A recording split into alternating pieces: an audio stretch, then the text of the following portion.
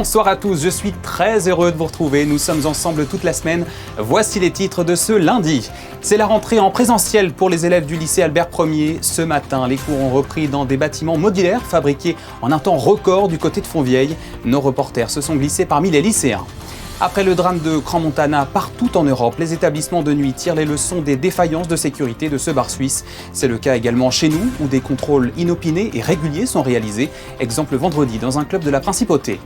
Une belle victoire pour les National 2 de l'AS Monaco Volleyball hier soir. L'équipe masculine a dominé Villefranche 3-7-0 à domicile et reste leader. Résumé de la rencontre à suivre. Lui est un ancien footballeur formé à Monaco, aujourd'hui consultant aux côtés d'Hervé Renard et très souvent sur Monaco Info. David Ducci se lance dans l'écriture et publie Family Stadium, tome 1, une saga fictive qui nous embarque dans les affres du monde du football. Il est venu nous en parler ce matin. Et puis nous finirons ce journal en musique avec le festival Mozart à Monaco qui s'est terminé sur l'incontournable et savoureux Requiem. C'est l'information de la journée. Les élèves du lycée Albert Ier ont repris les cours à 100% en présentiel ce lundi 26 janvier, après 3 semaines essentiellement en distanciel. Une véritable prouesse technique pour la direction des bâtiments publics qui a aménagé un lycée provisoire en une vingtaine de jours seulement. Après l'Annonciade en début d'année, c'est maintenant du côté de Fontvieille que les jeunes vont donc reprendre leur marque. Reportage sur place ce matin de Fabien Bonilla et Lionel Bernardi. Il est 7h45 sous le pont Württemberg, non loin du collège Charles III. Les élèves arrivent au compte-gouttes et se retrouvent devant le parvis de ce nouveau lycée qu'ils vont découvrir dans quelques instants. Le temps de retrouver leurs camarades qu'ils n'avaient pas vus depuis environ 3 semaines. Dans quel état d'esprit tu es là juste avant cette rentrée dans un nouveau lycée ? Franchement ça va. Je suis un peu fatigué parce que la reprise et tout, faut se lever plus tôt. Mais franchement ça va, je suis content de reprendre. Je trouve que c'est un peu intéressant parce que ça change quand même. On dirait des boîtes en métal, mais on verra comment ça se passe. Si les élèves sont contents dans l'ensemble de retrouver les cours en présentiel, il en est de même pour l'encadrement. J'avoue que je suis très excitée de les voir rentrer, d'avoir leurs premières impressions sur le bâtiment. Il est très beau, très bien équipé. Même les enseignants, les premiers qui sont rentrés, sont très contents. On a mis beaucoup d'énergie et de cœur à l'ouvrage. Tous les services du gouvernement ont mis beaucoup de cœur à l'ouvrage. On a vraiment hâte de voir les réactions des élèves. 7h55, les portes s'ouvrent, les élèves rentrent dans l'enceinte du lycée Albert Ier. Ils prennent immédiatement la direction de leur classe. Ça fait un peu bizarre parce qu'on a passé plus de 3 semaines en visio, mais ça fait en même temps plaisir de retrouver ses amis et de reprendre les cours en présentiel. Mais dans des allomates comme ça fait un peu bizarre, mais on va prendre l'habitude. C'est sûr que c'est vraiment un peu bizarre, mais ça fait du bien quand même de revenir en cours. Et au moins on a le chauffage, donc ça va être agréable d'être tous ensemble. La filière technologique a été dirigée vers le lycée Régnier 3. Les terminales sont essentiellement au collège Charles III. Dans cette enceinte provisoire, ce sont principalement des élèves de seconde et de première. Ce nouvel établissement peut accueillir plus de 400 élèves. C'est donc parti depuis ce lundi matin. Les lycéens peuvent désormais reprendre les cours dans la joie et la bonne humeur. Autre sujet moins réjouissant, après le drame survenu la nuit du Nouvel An dans un bar de Crans-Montana, en Suisse, un communiqué du gouvernement princier avait annoncé la volonté du ministre d'État de renforcer la prévention et la sécurité dans les établissements de nuit de la Principauté. Depuis plusieurs semaines, des contrôles réguliers sont donc réalisés. Vendredi soir, Juliette Rappert et Thomas Deus ont suivi l'un d'eux au Nix Monte-Carlo. Il est 2h du matin rue des Citronniers lorsqu'un contrôle de sécurité incendie est organisé au Nix, établissement de nuit monégasque. Alors que la fête bat son plein, la commission technique, accompagnée de la sûreté publique et d'un représentant du corps des sapeurs-pompiers, procède à une série de vérifications. Le contrôle a pour but donc, de vérifier que l'objet social correspond à l'exploitation de l'établissement, de vérifier que l'établissement est conforme vis-à-vis de la réglementation sécurité incendie. Pour ça, on va vérifier la vacuité des issues de secours, le système de sécurité incendie qui est opérant. Et ensuite, on va aussi s'assurer que l'établissement possède les autorisations de fermeture tardive avec ambiance et animation musicale.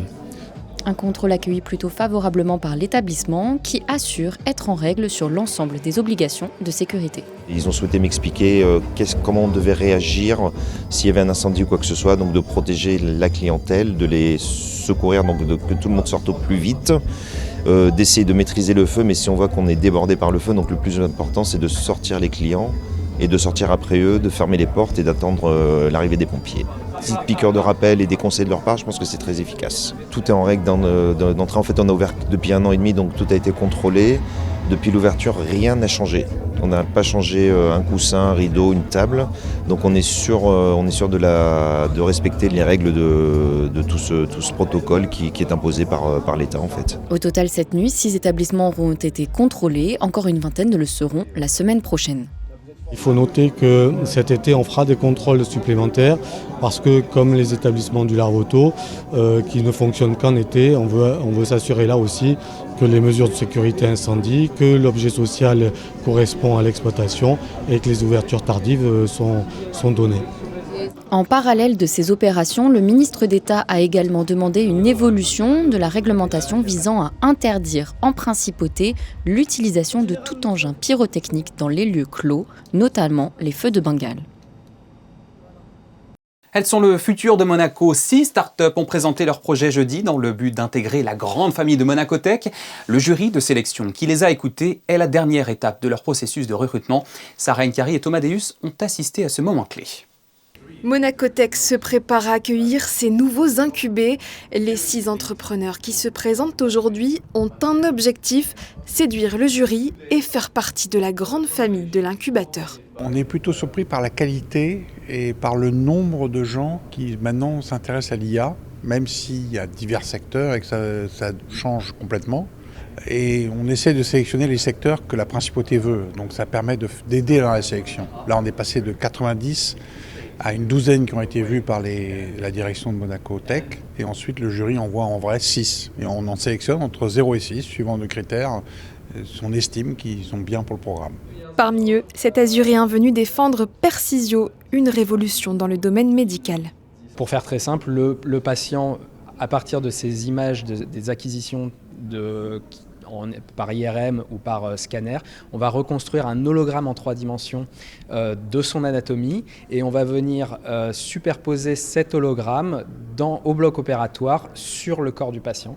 Et donc le chirurgien voit en réalité augmentée cet hologramme superposé sur le patient. Évidemment, cet hologramme il est augmenté aussi avec des informations, notamment pour permettre le meilleur chemin, pour trouver le meilleur chemin afin d'atteindre la cible et le point d'intérêt sur le patient.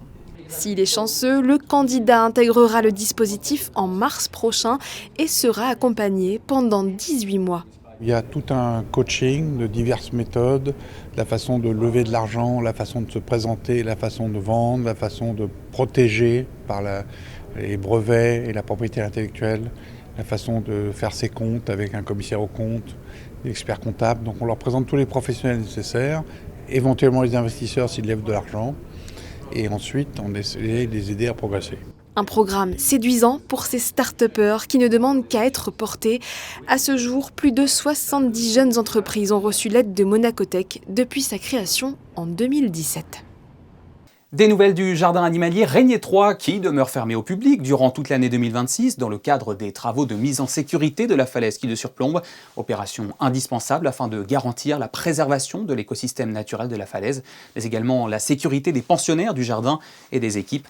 À l'issue de cette phase de sécurisation et conformément au souhait de son Altesse Sérénissime le Prince Souverain, notez qu'un ambitieux projet de modernisation du jardin animalier Régnier 3 sera engagé.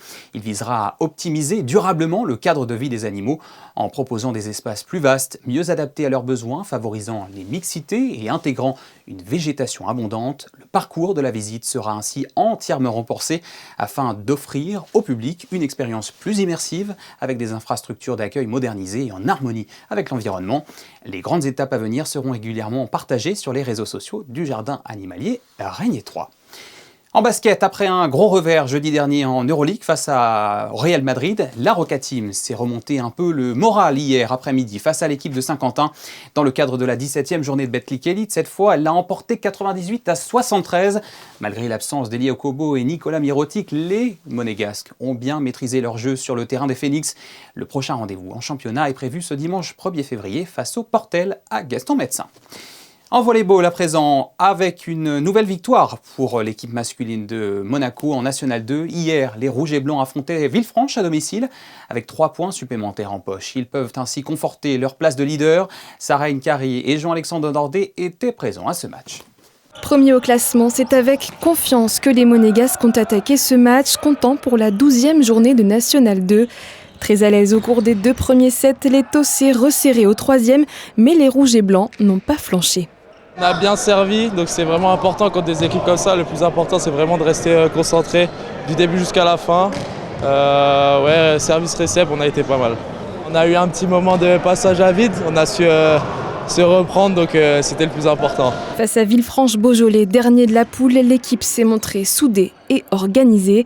Monaco avait déjà arraché la victoire à l'aller en septembre. En remportant ce match retour, une nouvelle fois 3-7-0, l'équipe masculine se rapproche de son objectif, atteindre, comme les féminines, le niveau supérieur.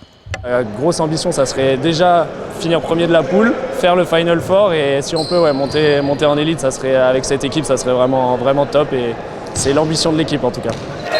Prochain match dimanche 1er février à 15h à Saint-Égrève. Si vous souhaitez les soutenir en tribune, les volleyeurs seront de retour au gymnase des Moneghetti dans 3 semaines. C'est l'un de nos experts du foot et également consultant à l'étranger, aux côtés d'Hervé Renard. David Ducci publie Family Stadium, le premier roman d'une saga littéraire absolument fascinante qu'il écrit depuis plus de 20 ans. Notre consultant était avec nous ce matin pour nous en parler. Rendez-vous sur notre plateau. Bonsoir David Ducci. Bonsoir. Merci d'être avec nous dans ce journal, non pas pour commenter l'actualité du foot comme habituellement, mais pour nous parler de votre livre, le premier d'une longue série qui s'appelle Family Stadium, tome 1, l'héritage. Alors le titre donne déjà envie, mais ça fait penser à une histoire vraie, mais il s'agit plutôt d'un récit fictif là, David. Ah oui, complètement, c'est complètement fictif, ça sort, on va dire, de mon imagination, basé à la fois sur mon vécu et sur tout ce que j'aime dans les thrillers et dans les séries télé. Dans ce premier tome intitulé L'héritage, on suit les histoires d'influence, de pouvoir, de passion qui tournent autour d'un ponte du monde des médias qui rachète le grand club de foot d'une ville qui s'appelle Mégali. Et c'est là que tout dérape. J'ai bien résumé ? Oui, c'est ça. En fait, c'est le rachat d'un club par ce mania de la presse. Et en fait, ce mania de la presse n'est pas qu'un mania de la presse, c'est aussi un parrain. Un mafieux et derrière tout ça il y a des histoires cachées et des secrets qu'il va falloir découvrir. D'accord, et donc ça s'articule autour d'histoires qui existent un petit peu dans la réalité. Vous êtes concentré sur des faits réels ?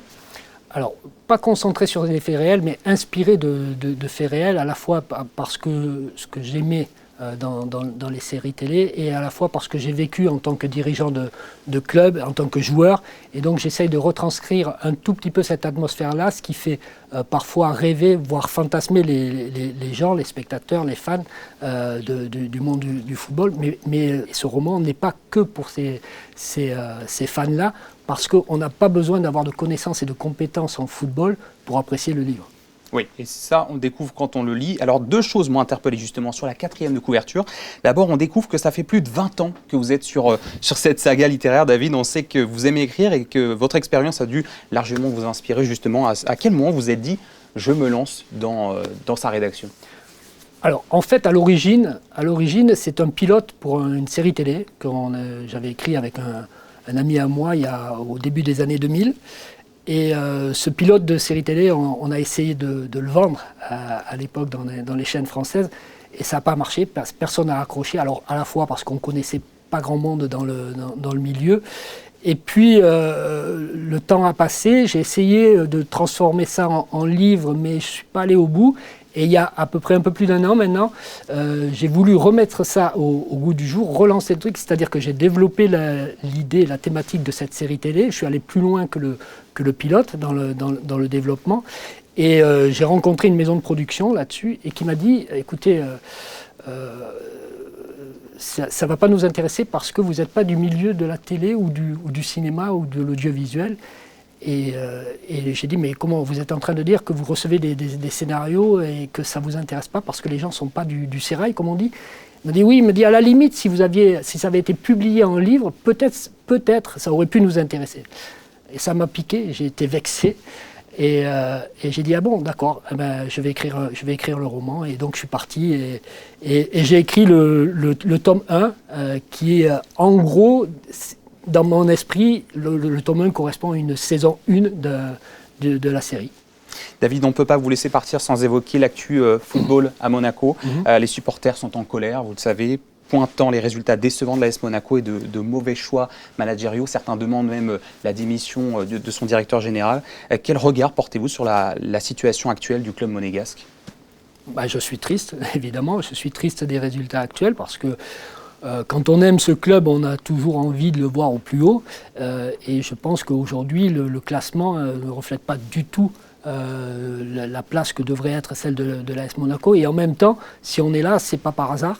Donc je pense qu'il y a eu des erreurs.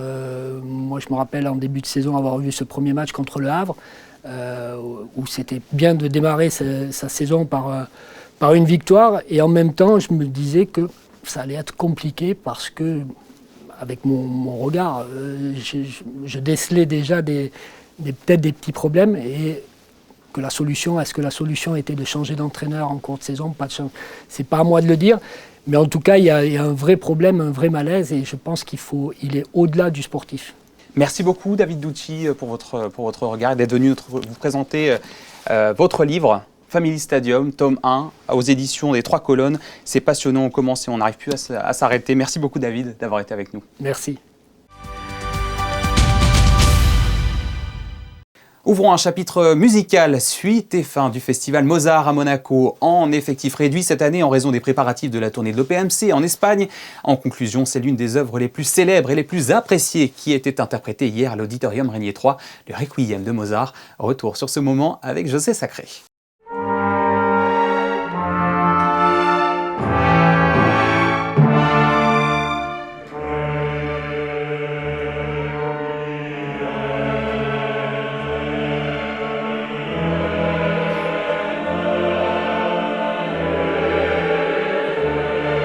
Moment fort du festival Mozart à Monaco, le Requiem de Mozart, ce monument de la musique, a été donné samedi 24 janvier à l'Auditorium Régnier 3 par l'Orchestre Philharmonique de Monte-Carlo sous la direction de Kazuki Yamada, avec en soliste la soprano Lauren Oliva, la mezzo-soprano Lucia Richter, le ténor Maximilian Schmidt et la basse Alexander Grasshauer. 2 chœurs, le Coro del Friuli Venezia Giulia, que dirige Cristiano Dell'Oste, et le chœur de chambre 1732, placé sous la direction de Bruno Haber. C'est un moment très fort, c'était déjà fort hier soir à la répétition. Je pense que ce sera encore plus fort ce soir. C'est une œuvre qu'il faut chanter au moins une fois dans sa vie, obligé.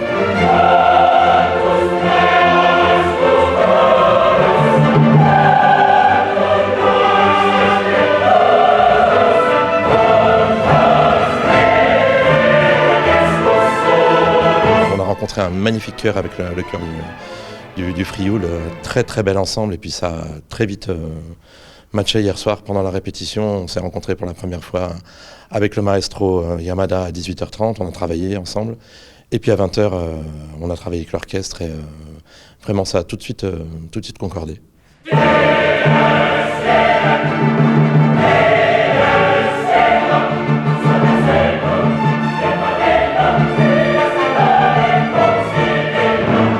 Ce Requiem de Mozart, drame musical évoquant la mort, le péché, le repentir, le pardon et finalement la paix, a été suivi religieusement par les 1000 spectateurs de l'Auditorium Régnier 3 qui ont applaudi longuement l'Orchestre Philharmonique de Monte-Carlo, les chœurs, les solistes et leur chef Kazuki Yamada.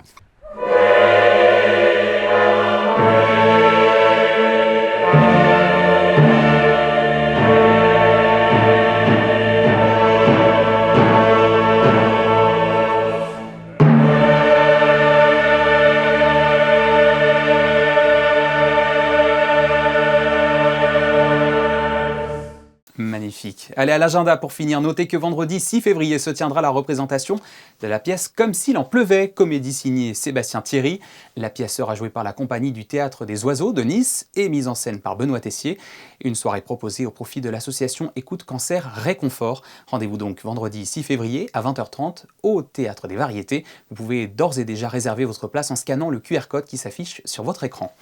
Voilà, c'est la fin de cette édition. Merci à vous de l'avoir suivi. Dans un instant, les prévisions météo d'Alban Gingembre. Ensuite, vous retrouverez les experts du basket, Frédéric Elion, Ali Traoré.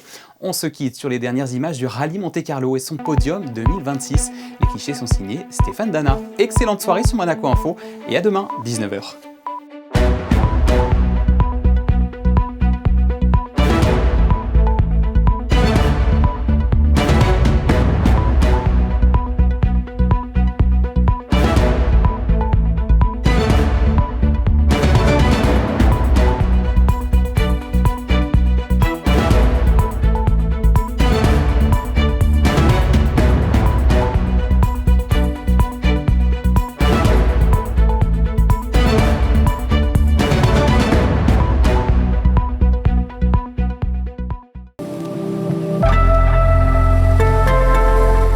Bonsoir à tous, la météo se dégrade en principauté. Demain, le ciel ensoleillé du début de journée se couvrira progressivement, devenant de plus en plus incertain avec peut-être quelques gouttes. Une faible pluie qui s'intensifiera en deuxième partie de journée. Et puis du vent avec des rafales qui atteindront les 45 km/h. Les températures fraîches seront comprises entre 5 et 9 degrés. Le mardi 27 janvier, nous fêtons les Angèles. Et le 27 janvier à Monaco, c'est aussi la Sainte-Dévote. Ce soir a lieu l'embrasement de la barque sur le port par la famille princière. Et demain matin, comme toujours, une messe à la cathédrale. Des événements à suivre en direct sur Monaco Info.